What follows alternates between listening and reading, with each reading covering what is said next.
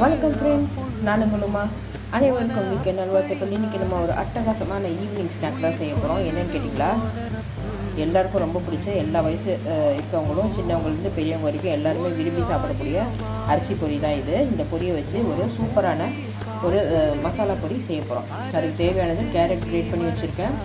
இது வந்து பார்த்திங்கன்னா கொத்தமல்லி, வெங்காயம், தக்காளி, இது வந்து லெமன். சரிங்களா, இது வந்து பார்த்திங்கன்னா கொஞ்சமாக சால்ட்டு, கொஞ்சமாக மிளகாய்த்தூள், கொஞ்சமாக கரம் மசாலா, கொஞ்சமாக வந்து இது வந்து ப்ரௌன் சுகர்.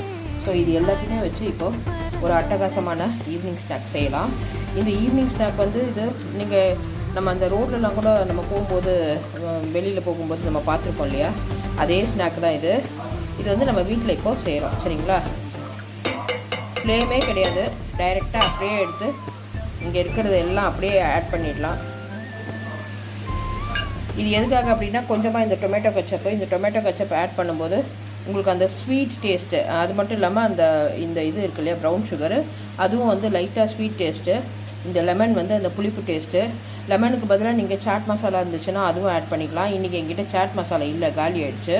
அதனால் நான் லைட்டாக கொஞ்சமாக ஒரு பிஞ்சு கரம் மசாலா சேர்க்குறேன். சரிங்களா, இருங்க. இப்போ இந்த லெமன் புழிஞ்சிட்டு இந்த டொமேட்டோ சாஸை ஆட் பண்ணலாம்.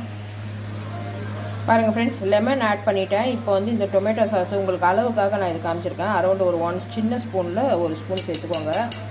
சரிங்களா, இப்போ வந்து இதை நம்ம அப்படியே கைவிடாமல் நல்லா ஒரு 5 நிமிஷத்துக்கு இதை கிளறி கொடுக்கலாம். பார்த்தீங்களா ஃப்ரெண்ட்ஸ், எவ்வளோ சூப்பராக கலர்ஃபுல்லாக மசாலா பொரி அருமையாக தயாராகிடுச்சு. இது ஈவினிங் ஸ்நாக்கு.